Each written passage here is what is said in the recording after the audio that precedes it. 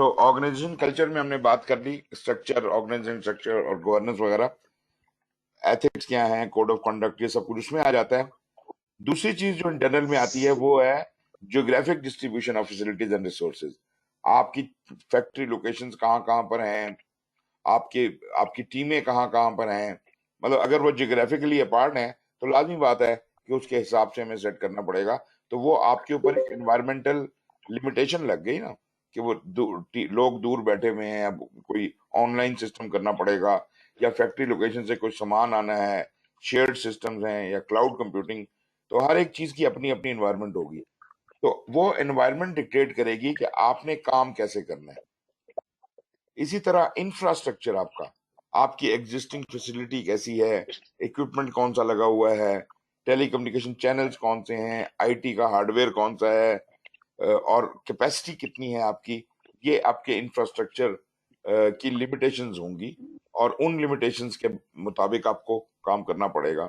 ये भी आपके ऊपर इंटरनल फैक्टर्स हैं, क्योंकि ये ऑर्गेनाइजेशन की तरफ से ये चीजें आपके ऊपर लागू हो रही हैं। इसी तरह whatever the software you are using information technology के लिए, उसमें आपसे के स्केड्यूलिंग या प्रोजेक्ट मैनेजमेंट के लिए कौन सा सॉफ्टवेयर इस्तेमाल करते हैं। Different software different levels of convenience देते हैं। कुछ स्पेसिफिक पर्पसेस के लिए हैं, कुछ कुछ और पर्पसेस के लिए हैं। आपने सिलेक्ट करना है कि सूटेबल कौन सा है। ये किसका माइक खुला हुआ है जी? माइक अपना बंद कर लीजिए। ओके, ठीक है। तो आपका सॉफ्टवेयर क्या है, कॉन्फ़िगरेशन मैनेजमेंट। कॉन्फ़िगरेशन का तो मतलब मैंने आपको बताया था कि आप various versions of different products and documents कैसे मेंटेन करते हैं, ये कॉन्फ़िगरेशन मैनेजमेंट है। तो कॉन्फ़िगरेशन मैनेजमेंट का कोई सिस्टम होगा आपके ऑर्गेनाइजेशन में, होता है ना डॉक्यूमेंटेशन में वर्जन 1, वर्जन 2, वर्जन 3, हर हर रिवीजन के साथ उसका एक वर्जन नया बन जाता है। Web interfaces to other online automated systems and work authorization system। Work authorization system normally किसी, ये प्रोजेक्ट मैनेजमेंट के लिए नहीं होता, ये ऑर्गेनाइजेशन में काम करने के लिए होता है। कोई भी काम जब इस ऑर्गेनाइजेशन में किया जाएगा तो उसकी क्या एसओपी है, उसका क्या तरीकाकार है, कि जब एक आदमी को एक काम दिया जाता है, जब वो काम शुरू करता है तो वो किसी को बताएगा कि सर मैं अभी शुरू करने लगा हूँ, ताकि उसका टाइम नोट हो जाए, ताकि ये पता चल जाए कि इसने वाकई काम शुरू कर दिया और किस वक्त किया।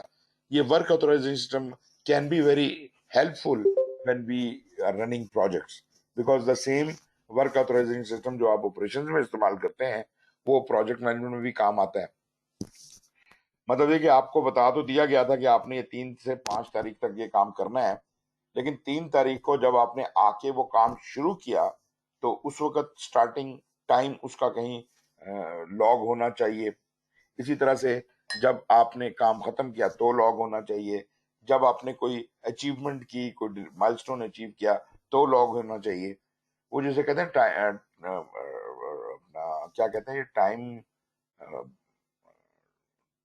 टाइम कार्ड सिस्टम जो होता है फैक्ट्रियों के अंदर, जब मुलाजमीन आते हैं तो अपना वो टाइम कार्ड पंच करवाते हैं, उसके ऊपर वो डेट टाइम की स्टैंप लग जाती है कि इतने बजे ये फैक्ट्री में दाखिल हुआ, और जब निकलता है तो फिर वो टाइम कार्ड पे स्टैंप लगती है। तो उससे बाकायदा रिकॉर्ड मेंटेन होता है कि ये बंदा कितनी देर फैक्ट्री के अंदर रहा, और फिर उसके हिसाब से उसकी प्रोडक्टिविटी कैलकुलेट की जाती है कि एक आदमी को इतना प्रोडक्शन देनी चाहिए और ये इतने घंटे रहा और उसको इतने पैसे इसके हिसाब से मिलेंगे। अगर उसने प्रोडक्शन उतनी नहीं दी तो फिर भी गड़बड़ है। अगर वो बीच में गायब हो गया और उसने पूरा टाइम नौकरी नहीं की तो तनख्वाह भी उसके हिसाब से मिलेगी। तो ये वो चीजें हैं जो आपको इंफॉर्मेशन टेक्नोलॉजी से हेल्प मिल सकती है। फिर है रिसोर्सेज की अवेलेबिलिटी। इसमें जनाब वो रिसोर्सेज हैं जो आपके अपने पास हैं, और उसके अलावा अगर आपको रिसोर्सेज चाहिए तो आपने हो सकता है कि कोई सर्विसेज परचेज की हों, कॉन्ट्रैक्ट्स दिए हों, या कोई न्यू हायर्स लिए हों, या आपने कोई जो सब कॉन्ट्रैक्टर्स हैं उनको आउटसोर्स किया हो कुछ काम, या कोई किसी के साथ जॉइंट वेंचर्स या कोलैबोरेशन एग्रीमेंट साइन किए हों। तो ये तमाम के तमाम इंटरनल फैक्टर्स हैं कि ये ऑर्गेनाइजेशन ने अपनी मर्जी से किया। लेकिन मैंने आपको बताया था कि एंटरप्राइज एनवायरमेंटल फैक्टर्स जो हैं वो प्रोजेक्ट मैनेजर की ताकत से बाहर होते हैं। वो ऑर्गेनाइजेशन ने तो ये फैसले कर दिए, लेकिन प्रोजेक्ट मैनेजर जो है वो इनका पाबंद है, उसको इसी एनवायरनमेंट में रह के अपना काम करना है। एम्प्लॉय की कैपेबिलिटी, एग्जिस्टिंग ह्यूमन रिसोर्स की एक्सपर्टीज क्या है, उनके स्किल्स क्या हैं, कॉम्पिटेंसीज, और उनका कोई स्पेशलाइज्ड नॉलेज है वो क्या है, इसका आपको अंदाजा होना चाहिए। इसको आप एनहांस और इम्प्रूव तो कर सकते हैं, लेकिन आपको स्टार्ट यहीं से करना पड़ेगा। जो आपको मिसाल के तौर पे आप एक कहते हैं जी मुझे ये क्लास ए का कारपेंटर चाहिए, आपको एचआर वाले जो बंदा देते हैं वो क्लास सी का कारपेंटर देते हैं। अब आपने तो अपना स्केड्यूल सारा बनाया हुआ है क्लास ए के कारपेंटर के हिसाब से, तो क्लास सी वाला तो उतना काम नहीं कर सकता और उतनी क्वालिटी का काम नहीं कर सकता। तो लाजमी बात है आपको सब कुछ उसके हिसाब से रीस्केड्यूल करना पड़ेगा, उसको अमेंड करना पड़ेगा, अपने प्लान को अपडेट करना पड़ेगा। उसके बाद आ जाते हैं जी जो एक्सटर्नल एंटरप्राइज एनवायरमेंटल फैक्टर्स हैं, बाहर के माहौल से जो चीजें आपके ऊपर असरअंदाज हो रही हैं आपके प्रोजेक्ट के ऊपर, उसमें है जी मार्केट प्लेस कंडीशंस हैं, सोशल एंड कल्चरल इन्फ्लुएंसेस हैं और इश्यूज हैं, लीगल कोई रिस्ट्रिक्शन है कानूनी तौर पे आपके ऊपर, आप ये काम आप नहीं कर सकते। जैसे ये जो एक रूल आया, लॉ आया था कि जी लेड फ्री पेंट इस्तेमाल कर सकते हैं, दूसरा पेंट आप इस्तेमाल नहीं कर सकते, क्योंकि लेड फ्री जो है वो पॉइजनिंग करता है, सॉरी लेड वाला पेंट जो है वो पॉइजनिंग करता है। तो वो लीगल रिस्ट्रिक्शन है जी, आप वो वाला पेंट इस्तेमाल नहीं कर सकते। या फॉर दैट मैटर आपको क्या कहते हैं जी, इस्लामाबाद में अर्थ को एक इतने रेक्टर स्केल तक की प्रोटेक्शन रखनी है आपने, तो वो आपकी मजबूरी है, भले कंस्ट्रक्शन उसके बगैर हो सकती है, लेकिन चूंकि कानून आ गया तो अब आप उसको ये enterprise external enterprise environmental factor के तौर पे आप पे रिस्ट्रिक्शन लग गई। कमर्शियल डेटाबेसेस अवेलेबल हो सकते हैं, मिसाल के तौर पे जैसे इंजीनियरिंग सोसाइटीज होती हैं या कंप्यूटर सोसाइटीज होती हैं या जो कोई भी आपके प्रोफेशनल बॉडीज होती हैं, वो लोग आपको डाटा प्रोवाइड करते हैं जिसकी बुनियाद पे आप अपने एस्टिमेट्स वगैरह लगा सकते हैं। ये जो है ये एक्सटर्नल है, ये उन लोगों ने अपना कोई हिसाब किताब बना के आपको डाटा दिया, आप उस डाटे को यूज कर सकते हैं लेकिन उस डाटे को चेंज नहीं कर सकते।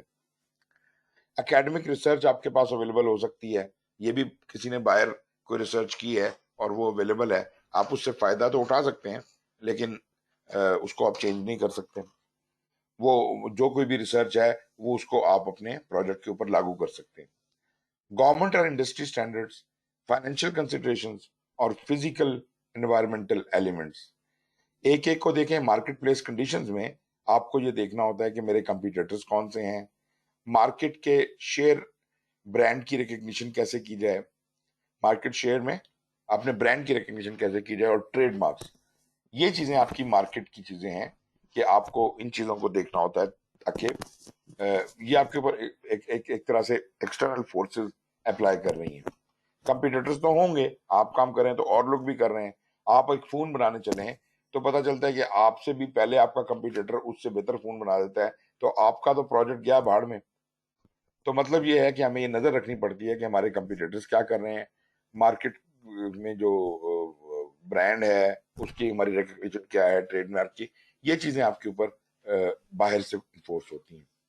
सोशल और कल्चरल इन्फ्लुएंसेस में क्या आ जाता है, पॉलिटिकल क्लाइमेट, जो मतलब हमारे मुल्क में पॉलिटिकल क्लाइमेट तो बिल्कुल ही साजगार नहीं होती, कभी भी नहीं होती।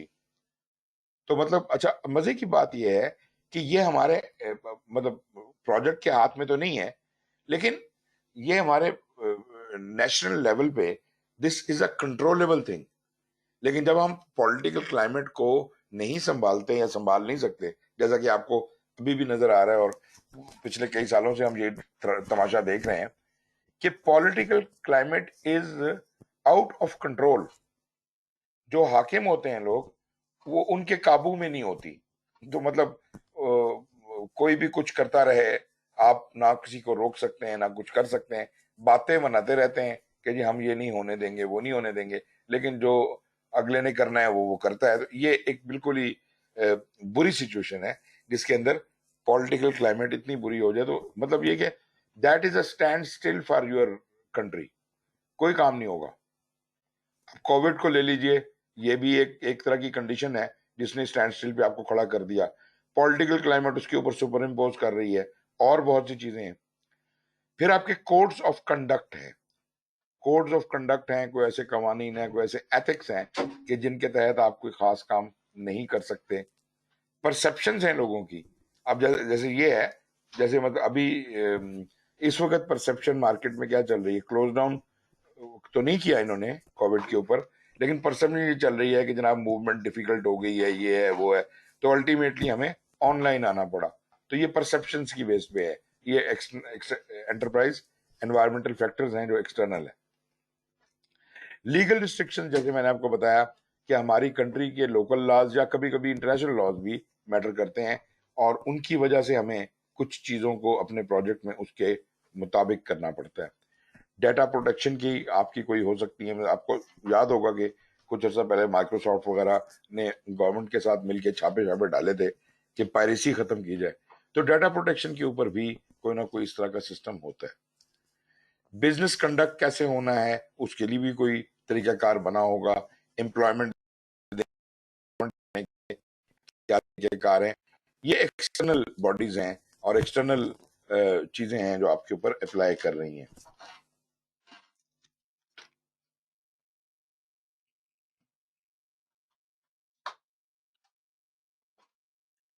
उसके बाद जनाब कमर्शियल डेटाबेसेस हैं, जो मैंने आपको बता दिया कि ये जो हमारी प्रोफेशनल बॉडीज होती हैं, जो नेचुरली हमारे कंट्रोल में तो नहीं होती, लेकिन वो बहुत सी स्टडीज करती हैं, बहुत सा डाटा अपनी पूरे इंडस्ट्री का उन्होंने रखा होता है संभाल के। बेंच मार्किंग के रिजल्ट्स होते हैं, स्टैंडर्डाइज कॉस्ट एस्टिमेटिंग की डाटा होता है, वो जो लोगों की अपना वर्क फोर्स किस तरह से सर्व की जा सकती है उसका डाटा होता है। इंडस्ट्री रिस्क स्टडीज होती हैं, रिस्क डेटाबेसेस मेंटेन होते हैं, वो हमारे लिए बड़े सूटेबल हैं, हमें बड़े हेल्प करते हैं अपने प्रोजेक्ट की प्लानिंग में। फिर एकेडमिक रिसर्च है जिसमें लोगों ने कोई रिसर्च की, पीएचडी वगैरह लोग करते हैं, इंडस्ट्री की स्टडीज हैं, पब्लिकेशंस हैं, बेंचमार्किंग रिजल्ट्स हैं, ये वहां से भी हमें आते हैं। गवर्नमेंट और इंडस्ट्री स्टैंडर्ड्स हैं, ये रेगुलेटरी बॉडीज हैं जिन्होंने मिसाल के तौर पे, अब आईएसओ क्या है, आईएसओ बुनियादी तौर पे तो एक स्टैंडर्ड है, लेकिन जब एक स्टैंडर्ड आपकी हुकूमत अडॉप्ट कर लेती है, मिसाल के तौर पे जो इंटरनेशनल बॉडीज हैं, मुख्तलिफ कंट्रीज जिनके साथ हमारा इंपोर्ट एक्सपोर्ट होता है, उन्होंने कहा जी कि हम तो सिर्फ उन लोगों से डील करेंगे जो आईएसओ सर्टिफाइड हैं। तो लाजमी बात है कि गवर्नमेंट ने फिर उसके ऊपर ये इन्फोर्स किया लॉ कि जनाब सिर्फ एक्सपोर्ट लाइसेंस उन लोगों को दिया जाएगा जो आईएसओ सर्टिफाइड है, या एक्सपोर्ट सिर्फ वो लोग कर सकते हैं जो आईएसओ सर्टिफाइड है।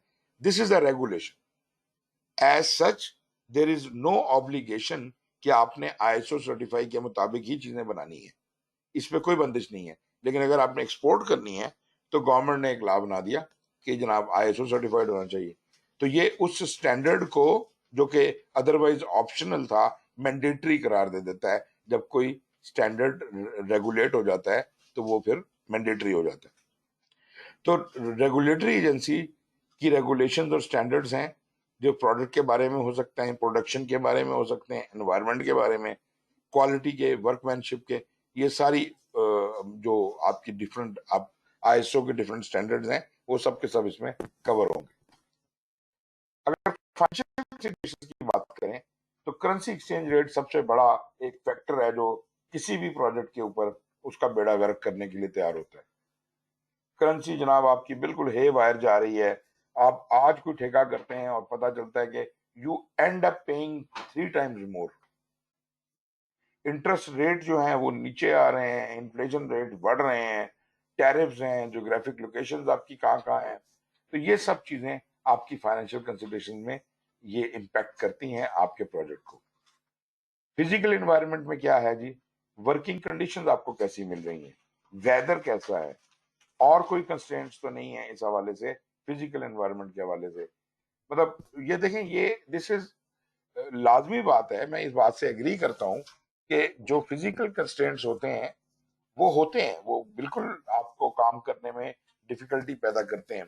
बट अगेन वही बात, अगर आप किसी मिशन से गवर्न हो, किसी विजन से गवर्न हो, तो आप मुश्किल से मुश्किल काम से भी निकल जाते हैं। अगर आपका विजन ना हो तो आप क्या करते हैं उस सूरत में, हम जो ही पहली डिफिकल्टी आती है हम हाथ छोड़ के बोलते हैं ये तो हो नहीं सकता, हम छोड़ देते हैं उसको।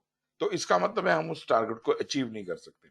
आपको मैं बताऊं कि मैं इतना हैरान हुआ कि जैसे ये यूरोप में है, फ्रांस है, बहुत थिकली पॉपुलेटेड एरियाज हैं पेरिस में और इस जगह पर, और तकरीबन जितने भी इनके क्या कहते हैं टाउन्स हैं, वो बहुत थिकली पॉपुलेटेड हैं।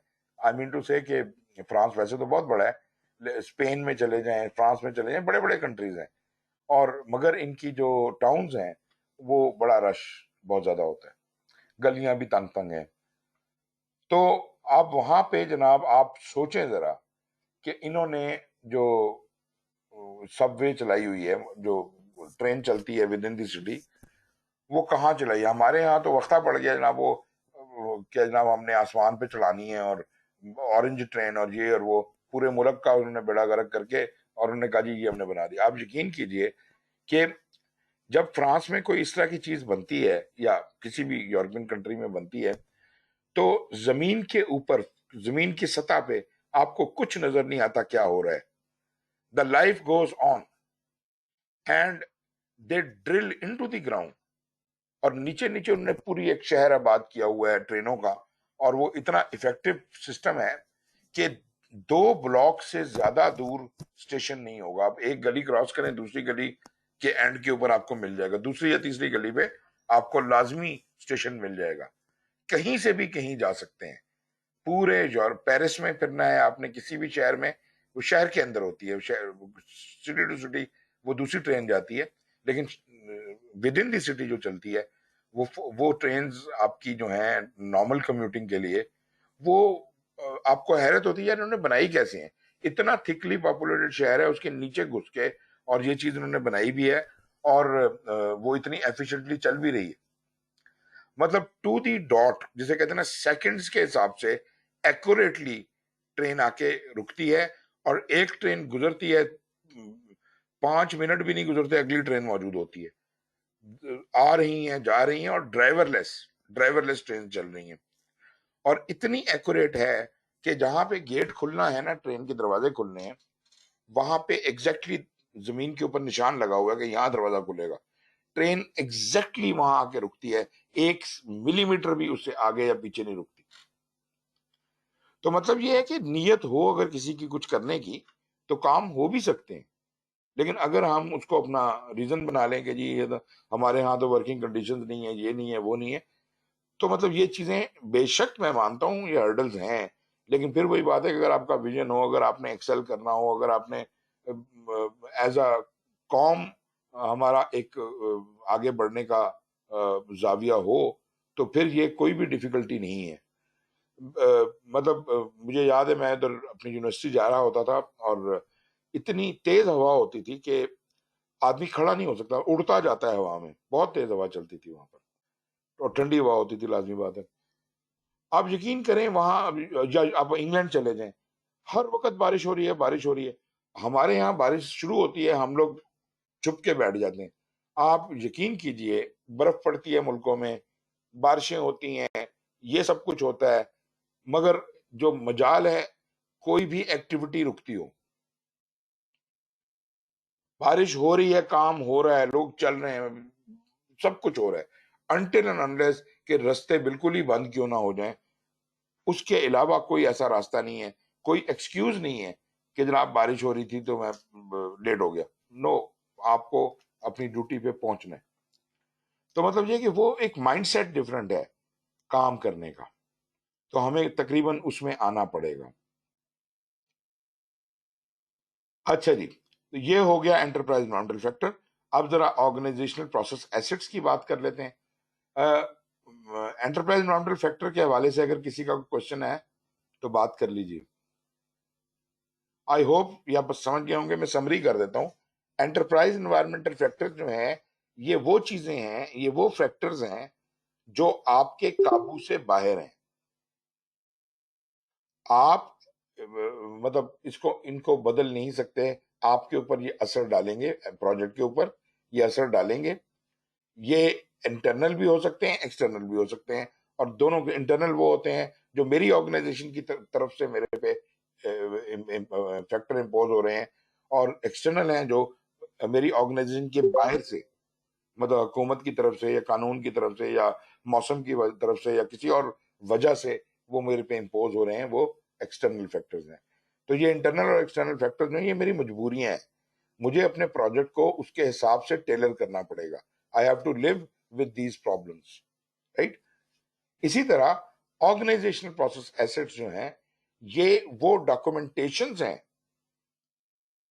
ये वो डॉक्यूमेंट्री चीजें हैं जिनके मुताबिक मुझे काम करना है। अब इसमें दो किस्म की चीजें हैं। एक वो चीजें जो असूल और जवाबित हैं, जो पॉलिसीज हैं, जो प्रोसीजर्स हैं, इनको तो फॉलो करना मेरे लिए लाजिम है, और ये मैं मैं इनको बदल नहीं सकता। मेरे पास ताकत नहीं है एज अ प्रोजेक्ट मैनेजर कि मैं इनके बरखिलाफ चल सकूं या इनको तब्दील करने के बारे में कोई सिफारिश कर सकूं। ये मेरे मैंडेट से बाहर है। लेकिन इनको फॉलो करना मेरी जिम्मेदारी है। और दूसरी चीज जो है वो रिपोजिटरीज होती हैं डाटा की, या जिसे कहते हैं कि नॉलेज रिपोजिटरीज। वो क्या है? वो पुराने प्रोजेक्ट्स का डाटा है उनके पास पड़ा हुआ, जिसको मैं ऑप्शनली चाहूं तो देख सकता हूं, और फर्दर क्लैरिफिकेशन के लिए जो मैं डॉक्यूमेंटेशन खुद बना रहा हूं, मैं हेल्प लेने के लिए पुरानी फाइलें देख के उनसे कुछ हेल्प ले सकता हूं। तो ये वो चीज है कि जिसको मैं कंसल्ट भी कर सकता हूं, और जब मैं अपना प्रोजेक्ट करके यहां से जाऊंगा तो मैं अपने प्रोजेक्ट के एसेट्स भी जो जमा कराऊंगा वो इसी के अंदर करवा के जाऊंगा, नॉलेज रिपोजिटरी के अंदर। तो ये दो किस्म के आपके ऑर्गेनाइजेशनल प्रोसेस एसेट्स हैं। OPS include any artifact. Artifact का मतलब होता है कोई भी document.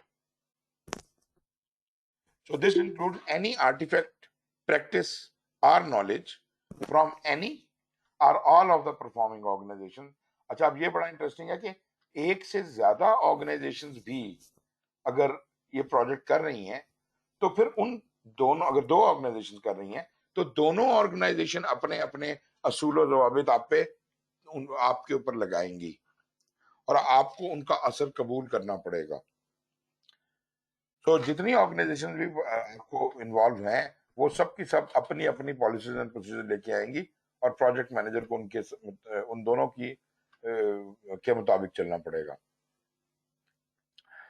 Organisation processes has also include the organization's lessons learned from previous project, जो मैंने आपको बताया। इसके अंदर जो पुराने डॉक्यूमेंट्स हैं, जो पहले प्रोजेक्ट किए थे, उनके स्केड्यूल कंप्लीटेड, उनकी रिस्क का डाटा, उनका अर्न वैल्यू का डाटा, तमाम डाटा, डॉक्यूमेंट्स, फाइलें, सब कुछ, this is all in the knowledge repository. OPS are inputs to many project management process, जैसे एंटरप्राइज मॉनिटरी फैक्टर्स हैं, बल्कि मैं तो कहूंगा ये दोनों चीजें तकरीबन तमाम ही 49 की 49 प्रोसेस में इनपुट होती हैं, with the exception of a few. Since OPS are internal to the organization, ये OPS होते ही इंटरनल है, ये बाहर से नहीं आते, ये ऑर्गेनाइजेशन के आते हैं। अगर एक से ज्यादा ऑर्गेनाइजेशन है तो उन दो ऑर्गेनाइजेशन से आएंगे, लेकिन अगर एक ही ऑर्गेनाइजेशन है जो प्रोजेक्ट करवा रही है, तो फिर उसके OPS जो हैं वो आप पे लागू होंगे। The project team members may be able to update and add to the organizational process assets as necessary throughout the project। तो जैसे मैंने कहा, दो कैटेगरीज हैं, एक रीड ओनली टाइप, जो आपको सिर्फ फॉलो करनी है, आप कुछ उनको बदल नहीं सकते, ये प्रोसेस, पॉलिसीज एंड प्रोसीजर्स हैं। और दूसरे ऑर्गेनाइजेशनल नॉलेज बेस है, जिसके अंदर पुराने डॉक्यूमेंट्स पड़े हुए हैं, जिनको आप अपडेट भी कर सकते हैं। अब जनाब, जहां तक आती है प्रोसेस, पॉलिसीज, प्रोसीजर्स की बात, तो they are not updated as part of the project work. आप जब अपना काम करते हैं तो आप पॉलिसीज नहीं बदल सकते, आपका काम है पॉलिसीज को फॉलो करना। और ये कौन बनाता है? प्रोजेक्ट मैनेजमेंट से related processes, policies and procedures. अगर पीएमओ नाम की कोई चीज एग्जिस्ट करती है, असूलन ये उसकी जिम्मेदारी है कि ये चीजें ड्राफ्ट करे, और ऑर्गेनाइजेशन इनको इम्प्लीमेंट करती है कि हमारी ऑर्गेनाइजेशन में ये प्रोजेक्ट मैनेजमेंट के रूल्स, पॉलिसीज, प्रोसीजर्स वगैरह इस्तेमाल होंगे। ये ऐसी चीजें हैं, these can be updated only by following the appropriate organizational policy.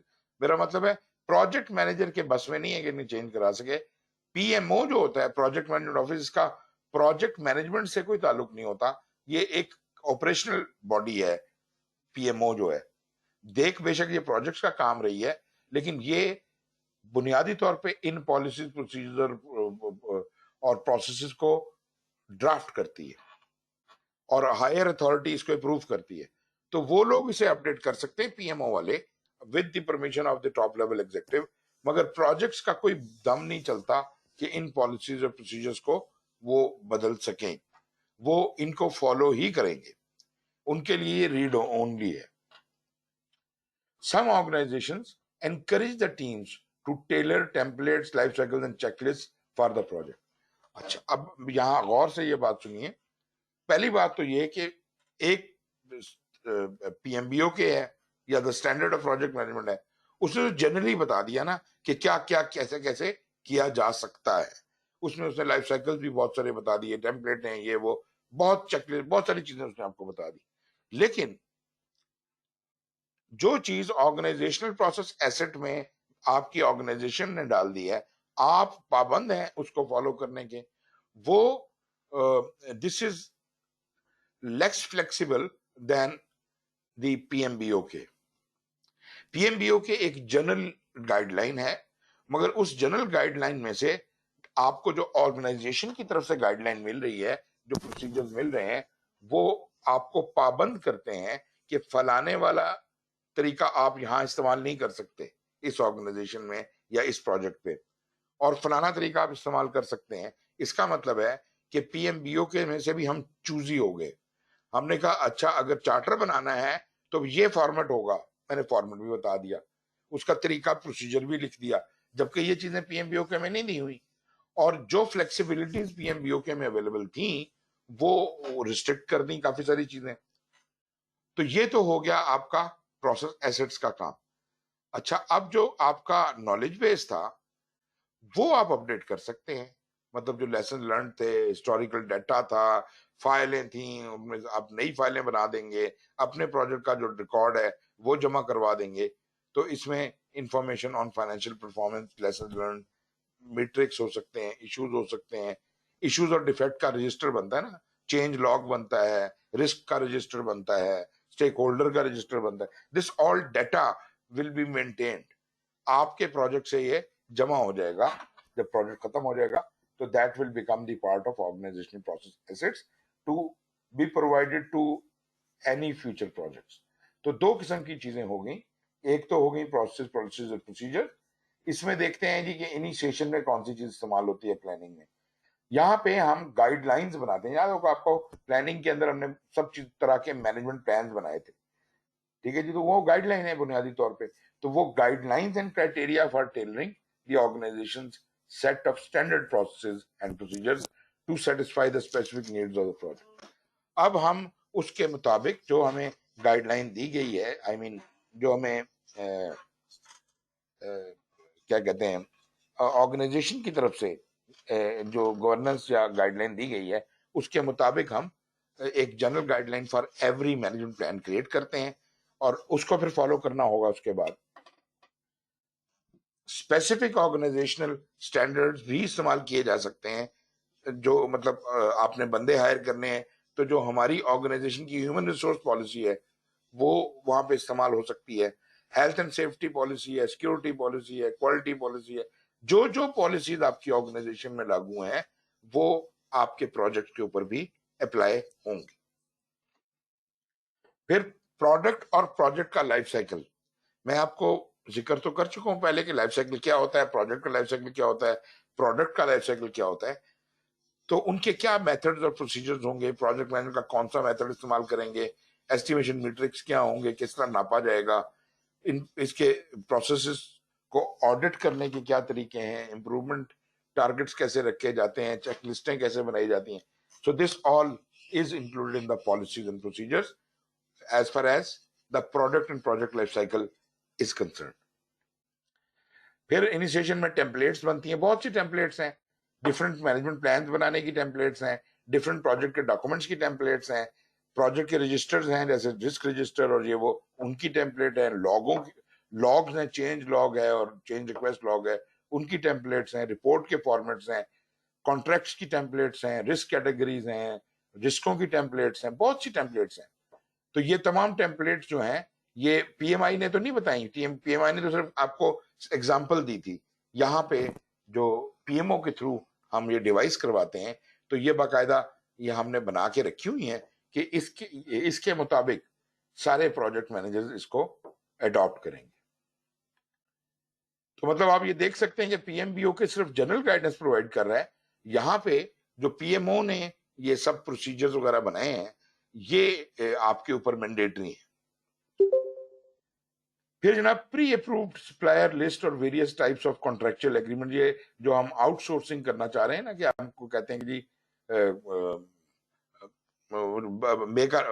Maker bye decision करो और फिर आउटसोर्स करो, तो उसमें फिर आप डिफरेंट टाइप्स ऑफ कॉन्ट्रैक्ट्स का आपको पता होना चाहिए, कॉन्ट्रैक्ट लॉ का और कॉन्ट्रेक्चुअल एग्रीमेंट बनाने का तरीका पता होना चाहिए। एग्जीक्यूशन और मॉनिटरिंग एंड कंट्रोल के दौरान हम चेंज कंट्रोल का प्रोसीजर इन्वोक करते हैं, तो हमें पता होना चाहिए कि चेंज रिक्वेस्ट कैसे की जाती है और बाकी सब कैसे होता है। और साथ साथ ट्रेसेबिलिटी मैट्रिक्स को कैसे डील करना है।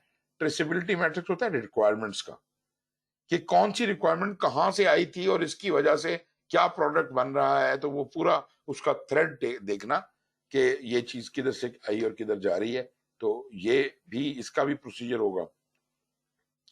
फाइनेंशियल कंट्रोल्स होंगे एग्जीक्यूशन में, टाइम रिपोर्टिंग जो मैंने अभी आपको बताया, वो जो क्या बताया था हमने, वर्क ऑथराइजेशन, तो वो टाइम रिपोर्टिंग थी ना, वर्क ऑथराइजेशन, और वो टाइम रिपोर्टिंग की वजह से वर्क परफॉर्मेंस डाटा बनता था। Required expenditure and disbursement reviews, accounting code जो हमने रखा कि हर एक्टिविटी जो होती है उसको हम एक नंबर देते हैं, वो उसका अकाउंटिंग कोड है। स्टैंडर्ड कॉन्ट्रैक्ट प्रोविजंस हैं। फिर जनाब issue and defect management procedure, issues जब आएंगे उनको डील करने का क्या तरीका है, डिफेक्ट्स को डील करने का क्या तरीका है। लाजमी बात है, इश्यूज के लिए इशू लॉग बनता है, डिफेक्ट के लिए डिफेक्ट लॉग बनता है, दोनों अलग अलग लॉग हैं, लेकिन इनको यहाँ पे हम डिफाइन करते हैं कि इशू क्या है या डिफेक्ट क्या है, और identifying and resolving the issue और डिफेक्ट, और आखिर में उसे ट्रैक किया जाता है। फिर है resource availability control and assignment matrix management, कि जो रिसोर्सेज हमारे पास अवेलेबल हैं उनको कैसे कंट्रोल किया जाए और उनको असाइन कैसे किया जाए मुख्तलिफ कामों के लिए। ऑर्गेनाइजेशनल कम्युनिकेशन रिक्वायरमेंट्स आ जाती हैं, जिसमें कोई स्पेसिफिक अगर टेक्नोलॉजी इस्तेमाल करनी है, अवेलेबल है, उसका जिक्र हो सकता है। अथोराइज कम्युनिकेशन के मीडियाज क्या क्या है। रिकॉर्ड रिटेंशन, मतलब एक रिकॉर्ड को कितनी देर तक रखा जा सकता है, मतलब अनलिमिटेड टाइम के लिए तो हम रिकॉर्ड नहीं रख सकते। इवन जो आपके ऑफिस की फाइलें होती हैं, वो भी एक मुद्दत गुजरने के बाद उनको डिस्ट्रॉय कर दिया जाता है। लाजिम मतलब उसके ऊपर बोर्ड बैठता है, वो डिसाइड करता है कि जी ये 5 साल के लिए फाइल होती है, फर्ज करें, तो 5 साल गुजर गए, अब इन फाइलों जो पुरानी है इनका फैसला करें ताकि इनको जला दिया जाए, ये अगर हमारे काम की नहीं है। तो अगर कोई ऐसी फाइल है जो हम समझते हैं नहीं इसका अभी इस्तेमाल जरूरत पड़ सकती है, तो उसको बचा लिया जाता है। हर साल फिर वो रिव्यू होगी कि अभी भी काम किया है कि नहीं है, अभी भी काम किया है कि नहीं। तो अगर वो चीज काम की नहीं है तो उसे जाया कर देना चाहिए, ताकि वो बिला वजह का बर्डन ना बने। और बड़ा अच्छा एक तरीका अब तो आ गया डाटा माइनिंग का।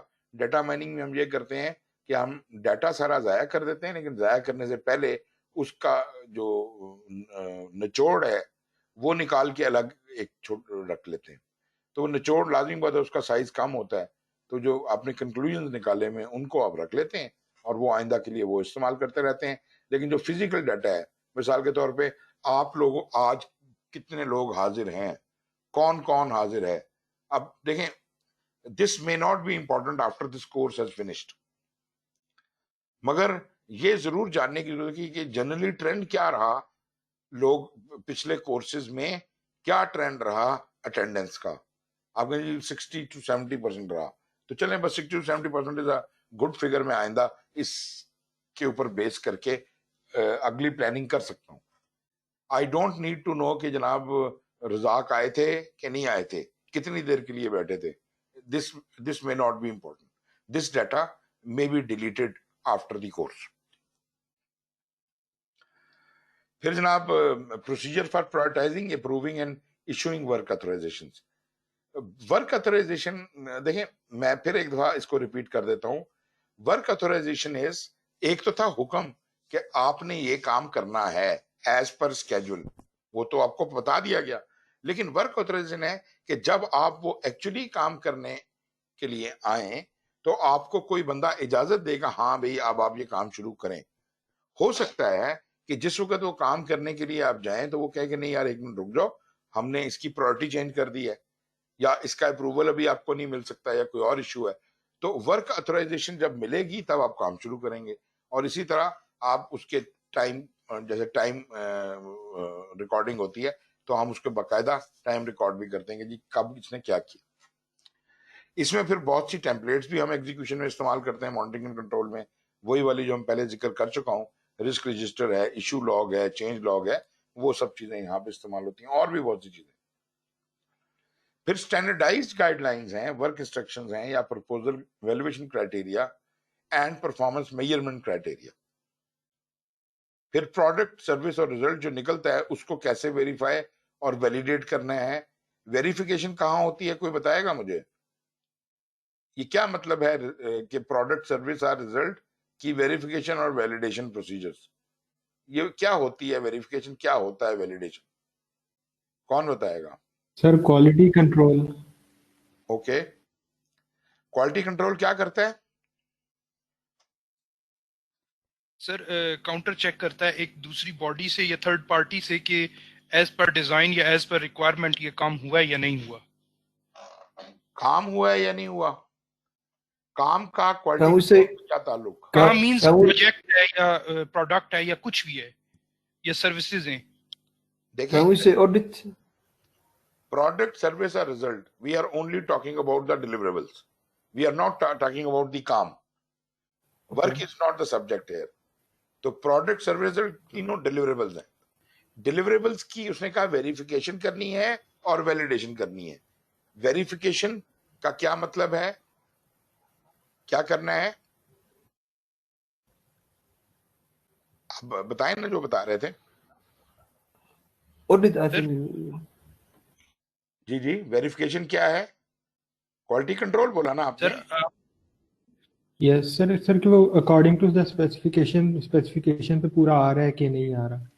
स्पेसिफिकेशन नहीं, इसको कहते हैं कि विद इन टॉलरेंस आ रहा है कि नहीं। Specification is the topic of validation, ठीक है ना? ओके कि थैंक वो यू। वैलिडेशन का सब्जेक्ट है कि जो जो चीजें जैसे जैसे होनी चाहिए थी क्या वैसे वैसे हैं, दिस इज वैलिडेशन। ये चेकलिस्ट के थ्रू होता है कि फलानी चीज है, फलानी चीज टिक टिक टिक टिक टिक।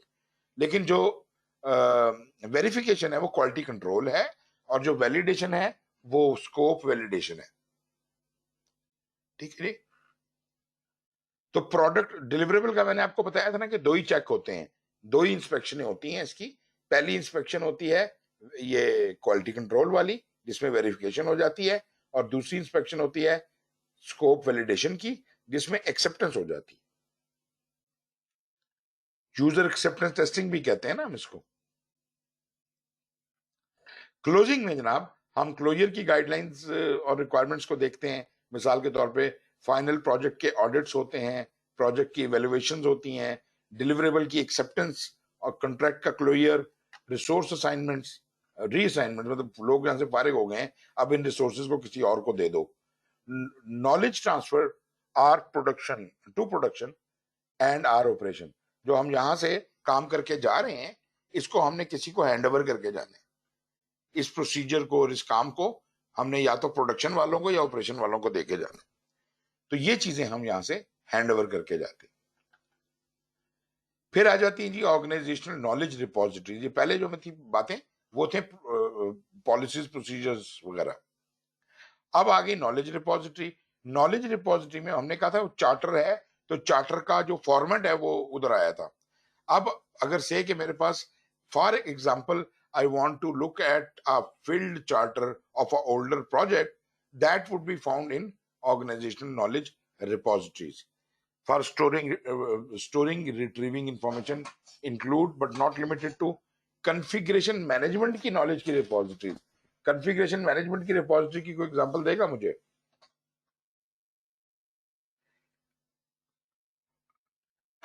जी जनाब। सर जैसे गिटहब वगैरह। जैसे फिर बोलिए। गिटहब जो वर्जन कंट्रोल के लिए यूज होता है। बीटा बीटा कहा आपने? Sir data? गिटहब। डेटा? नहीं, समझ समझ नहीं आई। सर मैं चैट में लिखता हूँ। ओके।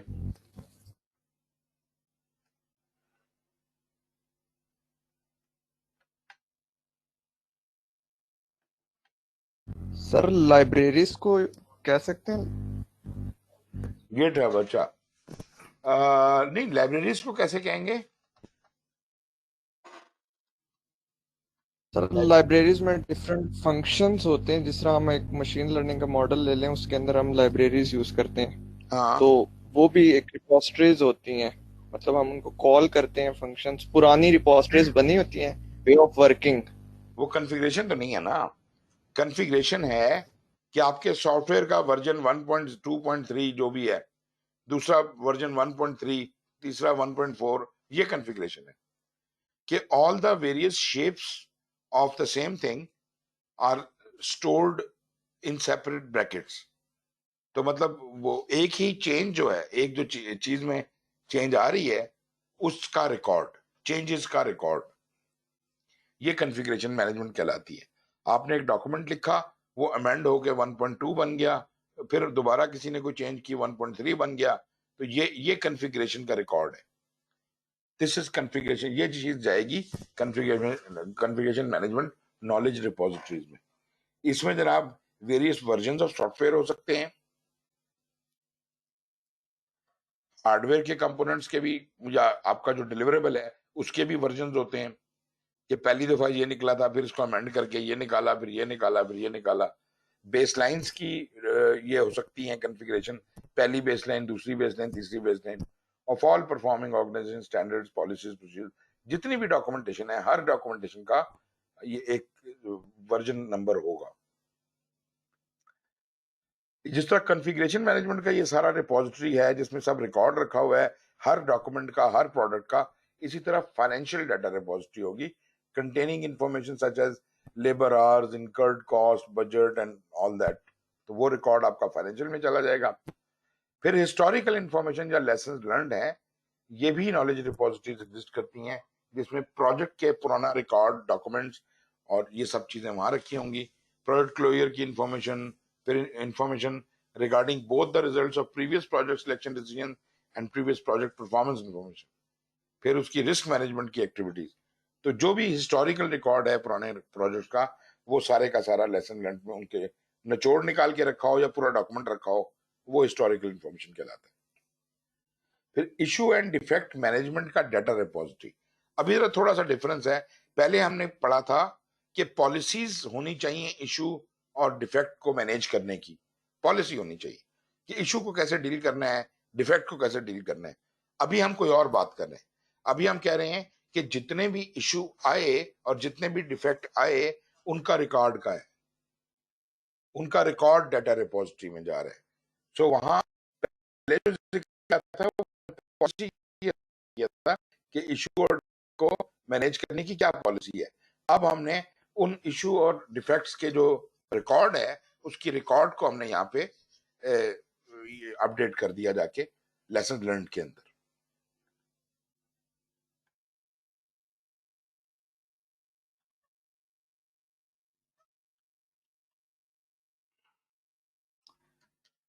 ओके जी, ये हो गया।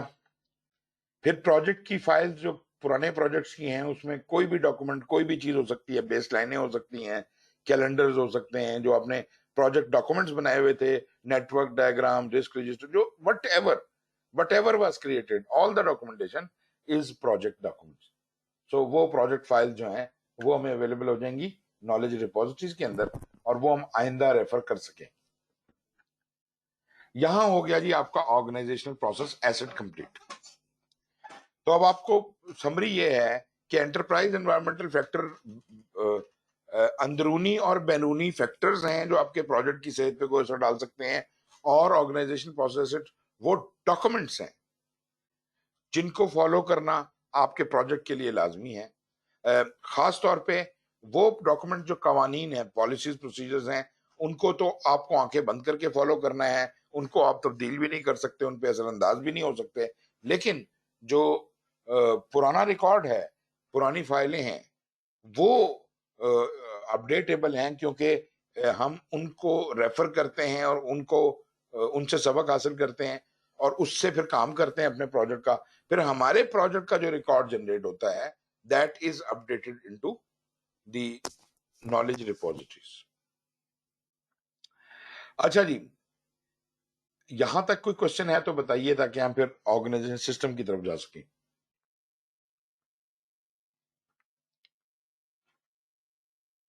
Are you all clear about the enterprise environmental factors and organizational process assets? किसी किस्म का कोई शक व शुबा अगर इन दो चीजों में है तो मुझे बता दीजिए। ये दो बड़ी इंपॉर्टेंट चीजें हैं और ये इनके साथ हमारा रिश्ता थ्रू आउट द प्रोजेक्ट चलता है, और हर प्रोसेस जो प्रोजेक्ट मैनेजमेंट की 49 प्रोसेस हैं, हर किसी को इनकी जरूरत पड़ती है इनपुट में।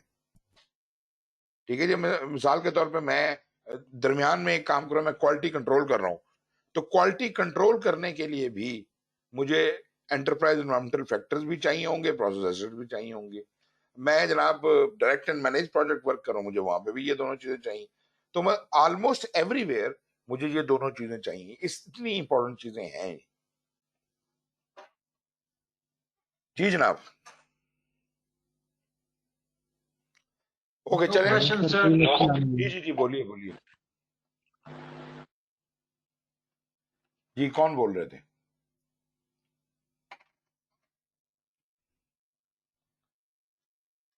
हेलो। सर मैं कह रहा था कोई मसला नहीं है sir, no okay questions. Okay good good. अच्छा जी, the last topic is organisational systems. Now this is a bit interesting, क्योंकि जो ऑर्गेनाइजेशनल सिस्टम्स हैं वो एक खास तरीके से बिहेव करते हैं। अभी आप प्रोजेक्ट मैनेजमेंट को अगर साइड पे भी रख लें तो आपको ये समझने की जरूरत है कि ऑर्गेनाइजेशनल सिस्टम होता क्या है। प्रोजेक्ट्स चूंकि ऑर्गेनाइजेशन के अंदर ऑपरेट करते हैं, उनके अपने कंस्ट्रेंट्स होते हैं imposed by the organization through their structure and governance framework. जो भी कोई उनको स्ट्रक्चर, ऑर्गेनाइजेशन स्ट्रक्चर दिया गया है और जो भी गवर्नेंस के अहकामात हैं, उनके एन मुताबिक इसने काम करना है।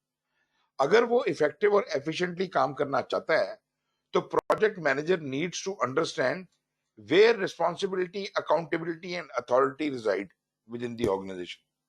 ये कुछ बात वो भी है कि आपको इस बात की समझ और अकल होनी चाहिए कि हर काम का जिम्मेदार कौन है, हर काम का अकाउंटेबल कौन है, हर काम की अथॉरिटी किसके पास है और कितनी अथॉरिटी है। ये बात आपको पता होनी चाहिए। ये अमूमन हम इन तीनों चीजों को कंफ्यूज करते हैं और हम कहते हैं कि जिस बंदे को हमने काम दे दिया वो जिम्मेदार भी है, अकाउंटेबल भी है और उसको अथॉरिटी भी है। ऐसा नहीं होता। अक्सर जो काम आप कर रहे होते हैं उसका जिम्मेदार कोई और होता है, अकाउंटेबल कोई और होता है और अथॉरिटी किसी और के पास होती है। ऐसा हो सकता है। मिसाल के तौर पे मैं एक बड़ी सिंपल सी बात आपको बताऊं, रिस्पॉन्सिबिलिटी और अकाउंटेबिलिटी के हवाले से शायद पहले भी जिक्र किया हो मैंने। जो बंदा काम डे टू डे वर्किंग में इन्वॉल्व होता है वो जिम्मेदार होता है। For example, project manager is involve in the day to day working of the project, therefore he is responsible. His boss, project sponsor या प्रोजेक्ट डायरेक्टर, जिसने प्रोजेक्ट मैनेजर को ये काम दिया, ही इज अकाउंटेबल। मतलब अगर प्रोजेक्ट मैनेजर अपने मुताबिक काम ना कर सका तो कौन जिम्मेदार ठहराया जाएगा? कौन जो है मतलब प्रोजेक्ट मैनेजर तो जिम्मेदार है, ठीक है, अपने काम का। लेकिन अगर से कि वो 6 मिलियन का लॉस कर देता है प्रोजेक्ट मैनेजर, तो प्रोजेक्ट मैनेजर को आप क्या कर लेंगे? कितनी सजा दे देंगे? उसे कहेंगे 6 मिलियन रुपया वापस करो। उतनी तो उसकी तनख्वाह नहीं है पूरी जिंदगी की, वो तो नहीं पूरा कर सकता।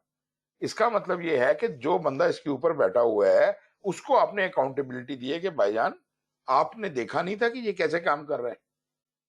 सो ये उससे ज्यादा रिस्पॉन्सिबल बंदा होता है और ये प्रोजेक्ट मैनेजर पे चेक एंड बैलेंस रखने का जिम्मेदार है। तो अकाउंटेबिलिटी इसकी है। Accountability is usually kept a level up then the responsibility. जो बंदा डे टू डे वर्किंग करता है उसको हम अमूमन अकाउंटेबल नहीं ठहराते।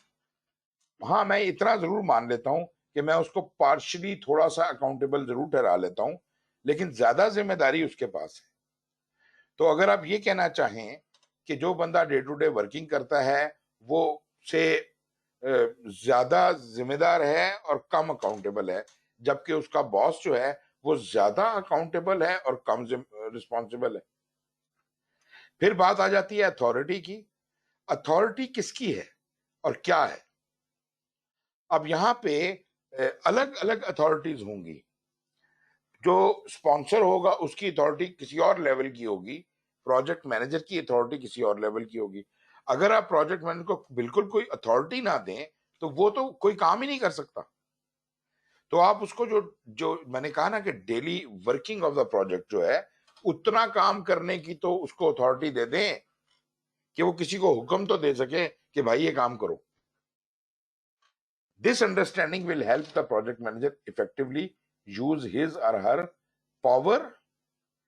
जब आपको एहसास होगा कि मेरी जिम्मेदारी क्या है, अकाउंटेबिलिटी क्या है, अथॉरिटी क्या है, तो आपको पता होगा कि मुझे कितनी अथॉरिटी मिली है, मैं कितनी पावर यील्ड कर सकता हूं लोगों पे। आपके जो सबऑर्डिनेट्स हैं, अब ये डिपेंड करता है आप कौन सा लीडरशिप का मॉडल लेके चल रहे हैं, लेकिन आपके जो सबऑर्डिनेट्स हैं वो अमूमन आपकी जो आपको पावर दी गई है अपनी पोजीशन के हवाले से, उसकी ज्यादा कदर करते हैं। खैर, वो हम देखते हैं कि और क्या क्या तरीके हैं। इन्फ्लुएंस आपने कैसे करना है, लोगों को मोटिवेट कैसे करना है, कॉम्पिटेंस उनकी कैसे चेक करनी है, उनको लीड कैसे करना है, और फिर आपकी पॉलिटिकल कैपेबिलिटीज भी आ जाती हैं कि आप कितने सियासी हैं। मतलब how well you put your point forward. I am not talking about politics in a negative way. I am saying कि मौका महल देख के बात करनी चाहिए। अगर आपको नजर आ रहा है कि there is some problem and things are not really as they should be, तो आप कोई बहुत बुरी खबर उस वक्त बेशक ना सुनाएं, उसको थोड़ा होल्ड बैक कर लें ताकि वो वक्त उसको गुजर जाए। मौका महल देख के बात की जाती है, मगर ये बात गलत है कि आप वो खा ही जाएं। आपने वो खबर तो सुनानी है, आपका फर्ज बनता है कि जो नेगेटिव न्यूज होती हैं वो छुपाई ना जाए, वो बताई जाए अपने बॉस को, लेकिन बताने के लिए भी मौका महल देखना जरूरी होता है। ऑर्गेनाइजेशन सिस्टम में जनाब ये ऐसा है कि एक ऑर्गेनाइजेशन में कोई भी सिस्टम जब चलता है तो बुनियादी तौर पे the interaction of multiple factors within an individual organization creates a unique system. आप कहना इस ऑर्गेनाइजेशन का सिस्टम क्या है, तो that unique system, every organization में हैव अ यूनिक सिस्टम, अपना अपना सिस्टम होता है, मगर वो उस ऑर्गेनाइजेशन में चीजें कैसे प्रोसेस होती हैं, कौन क्या करके किसको देता है, उसको पूरा वो वर्क फ्लो वाली बात है। तो वो वर्क फ्लो उसके अंदर कैसे चलता है, this defines what how the organization system works. The resulting organizational system determines the power. वो ये बताता है किसको कितनी पावर दी गई, किसको कितनी इन्फ्लुएंस दी गई, इंटरेस्ट क्या है, कॉम्पिटेंस क्या है, political capabilities of the people who are able to act within the system. इस सिस्टम में रहते हुए किसके पास कितनी ताकत, कितनी इन्फ्लुएंस, कितना इंटरेस्ट, कितनी कॉम्पिटेंस और कितनी पॉलिटिकल कैपेबिलिटीज हैं। सिस्टम फैक्टर्स जो हैं वो तीन किस्म के हैं। एक तो है मैनेजमेंट एलिमेंट्स, फिर हैं गवर्नेंस फ्रेमवर्क्स, और फिर हैं organisational structure types. Management elements जो है वो तो जनरल मैनेजमेंट की चीजें हैं, लीडरशिप टाइप की। क्या मैनेजमेंट एलिमेंट्स हैं? गवर्नेंस फ्रेमवर्क जो हमारी ऑर्गेनाइजेशन की गुड गवर्नेंस की गाइडलाइंस हैं, जिनको फॉलो करना हर बंदे के लिए जरूरी है। तो वो फ्रेमवर्क आपको ऊपर से जो आएगा उसके आप पाबंद हैं, उसके मुताबिक काम करने। और आपका ऑर्गेनाइजेशन किस तरह से ऑर्गेनाइज्ड है, आपका कौन सा ऑर्गेनाइजेशन स्ट्रक्चर है, विच टाइप इज इट, वो भी मैटर करता है। ये तीनों चीजें मिलके बनती हैं organisational system. Complete information and explanation of the organisational system factors and how the combination of these factors impacts a project are beyond the scope of this guide. वो कहता है ऑर्गेनाइजेशन सिस्टम पे तो हम नहीं किताब लिख रहे, लेकिन हम थोड़ा सा आपको सिर्फ इंट्रोड्यूस कराने के लिए ये बातें की हैं. हम इस पूरे को ऑर्गेनाइजेशन सिस्टम को तफसील से डिस्कस यहाँ नहीं कर सकते. There are disciplines with associated literature, methodologies and practices that address these factors in more depth than is possible within this guide. इस गाइड में हम इसको ज्यादा बात नहीं कर सकते. तो ये जो सेक्शन है ये आपको एक मोटा मोटा ओवरव्यू देगा of these factors and their interrelationship. So यहाँ पे डिस्कशन स्टार्ट होती है discussing systems in general. Generally system क्या है? System is a collection of various component. System के अंदर बहुत से पार्ट्स होते हैं जिनको हम कंपोनेंट्स कहते हैं, जो that together can produce results not obtainable by the individual component alone. अब जरा प्रोग्राम की डेफिनेशन याद होगी आपको. प्रोग्राम में उसने कहा था कि ये है कलेक्शन ऑफ वेरियस क्या क्या चीजें थी जी आपके प्रोग्राम मैनेजमेंट के अंदर. उसने कहा जी प्रोग्राम के कंपोनेंट्स हैं, और वो कंपोनेंट्स कौन से हैं? तो प्रोग्राम एक सिस्टम हो गया ना. प्रोग्राम के अंदर प्रोजेक्ट्स हैं, सब प्रोग्राम्स हैं, और फिर आपका अदर वर्क है, या जिसे आप प्रोग्राम वर्क कहते हैं. तो ये तीन अनासिर मिले तो सिस्टम बनता है, प्रोग्राम बनता है. तो सिस्टम जो है वो कोई भी सिस्टम आपकी ऑर्गेनाइजेशन में, अपार्ट फ्रॉम प्रोजेक्ट मैनेजमेंट और प्रोग्राम मैनेजमेंट, अदरवाइज सिस्टम्स तो ऑपरेशन के अंदर भी एग्जिस्ट करते हैं और सिस्टम्स आपके प्रोजेक्ट्स के अंदर भी एग्जिस्ट करते हैं. तो system is a collection of various components that together can produce result not obtainable by individual component alone.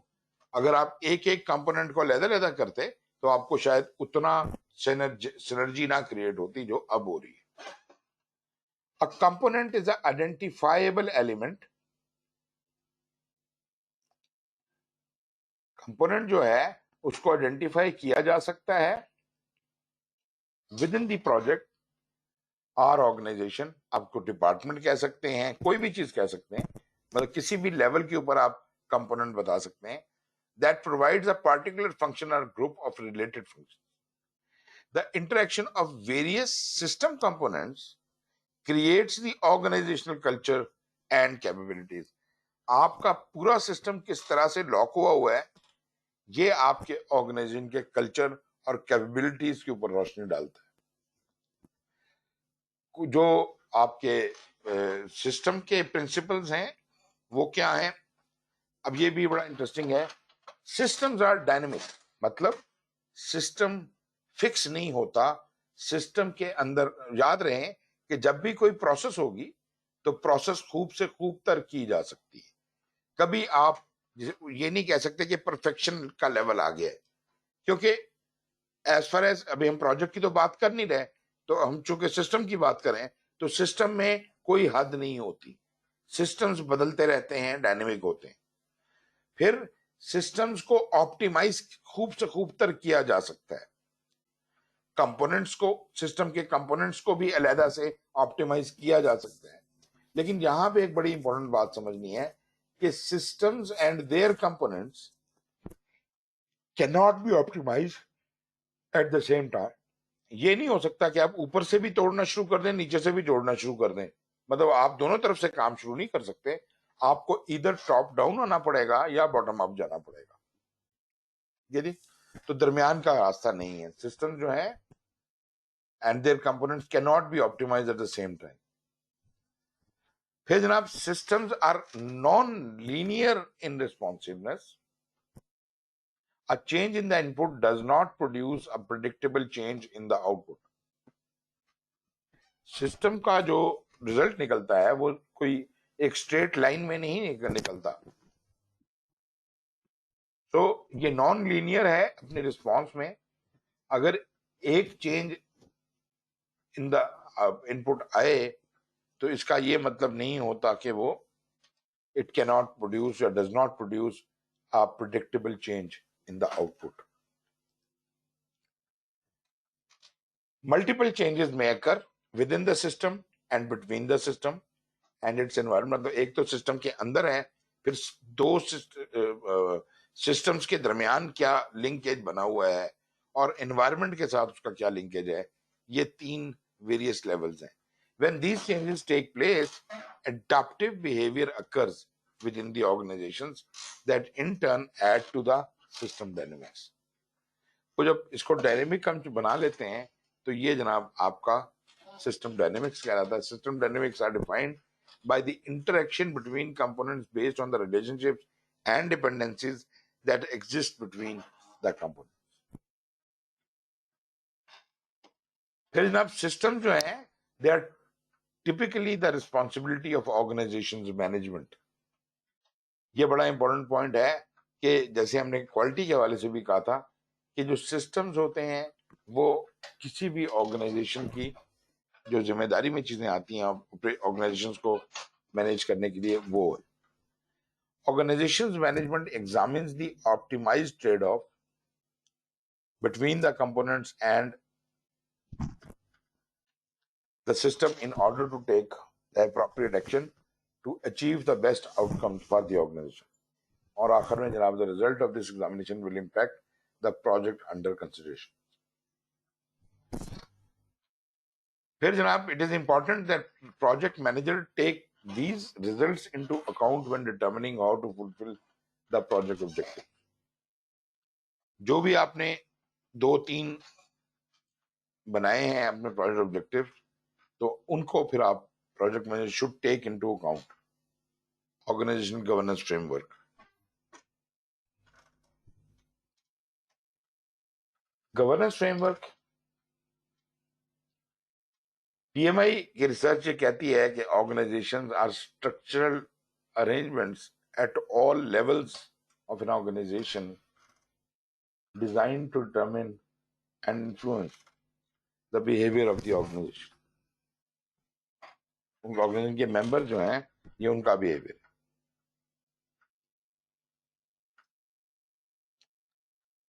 अच्छा, गवर्नेंस क्या है जी? Governance is the framework within which authority is exercised in organisation. तो ये वो सब चीजें हैं जिसके जो डिफाइन हो जाएं तो आप इससे अपनी अथॉरिटी और बाकी चीजें यहाँ पूरी कर सकते हैं.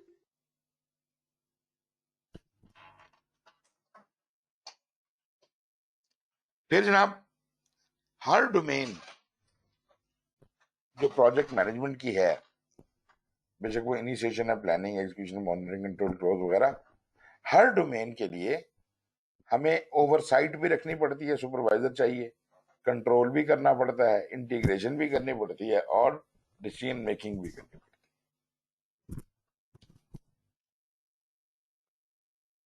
प्रोजेक्ट गवर्नेंस क्या है?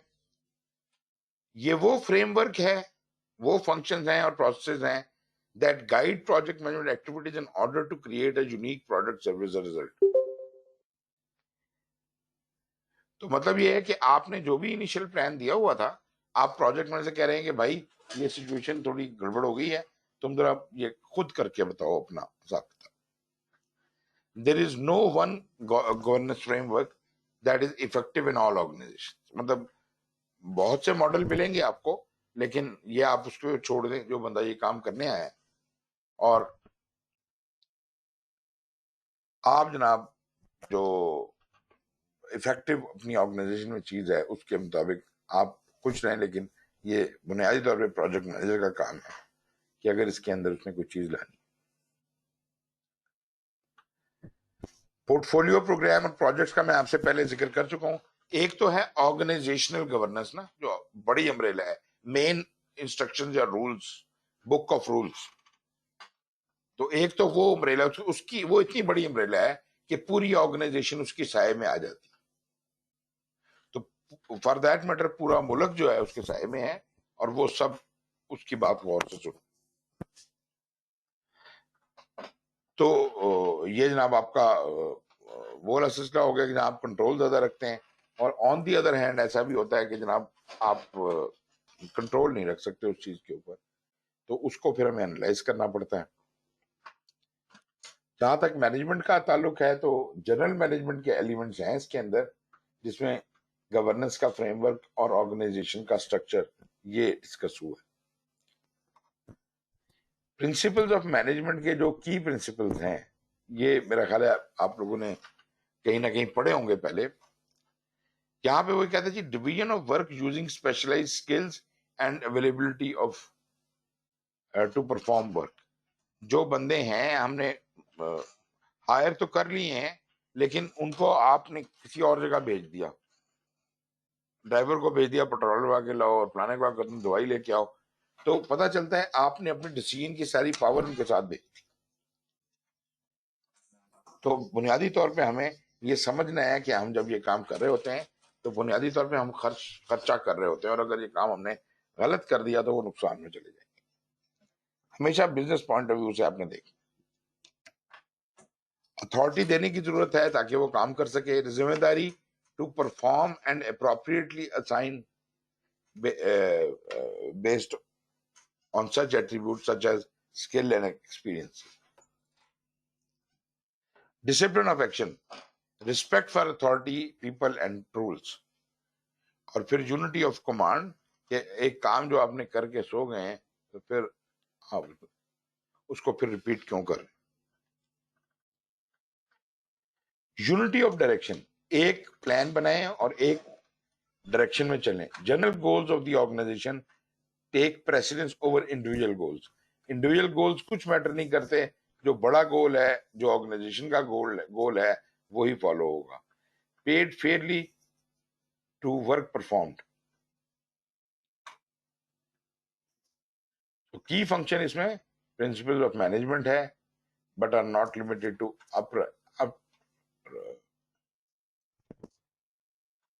Right materials to the right person for the right job. जिस बंदे को जिस चीज की जब जहां जरूरत है सही टूल दें, सही जगह पे दें, सही काम दें, ताकि सबके जवाब सही आ जाए। फेयर एंड इक्वल ट्रीटमेंट होनी चाहिए लोगों की। Clear security of work positions, safety of people in the work place, open contribution to planning and execution by each person and optimal morale. तो performance of these management elements are assign to selected individuals. मतलब जो थोड़े week होते हैं लोग, उनको आप selected individuals में देते हैं। These individuals may perform the noted function within various organizational structures.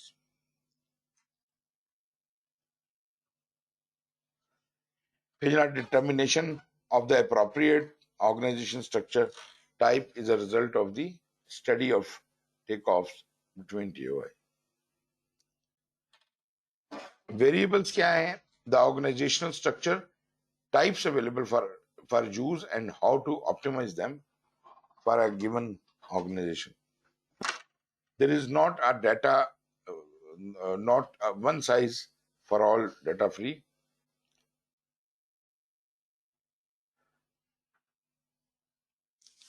Okay ji, final structure for a given organization is unique. जो भी combination बनी हो, तो मतलब इधर से तार इधर आ रही है, उधर कहीं और जा रही है, तो बुनियादी तौर पे section 2.4.1 और 2 gives example of some of the factors to be noticed. फिर जनाब ये आपका ऑर्गेनाइजेशनल स्ट्रक्चर है। मेरा ख्याल है ऑर्गेनाइजेशन स्ट्रक्चर से मैं कल शुरू करूंगा। यहां से बात हम कल उठाते हैं, कल हम सेकंड को खत्म कर लेंगे इसके बाद, और फिर हम थर्ड पे चले जाएंगे। जी जनाब, any questions now?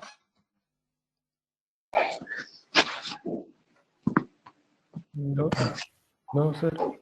No, sir. चलिए, sir. इफ यू थिंक के समझ आया है और कोई क्वेश्चन नहीं है तो फिर let's call it a day. Thank you very much for being with me, और इंशाल्लाह ये बता दूंगा क्या आपका साथ। Thank you ji, thank you very much, take care. Thank you, sir. Okay, Okay, goodbye, sir. Thank you. Okay ji, take care.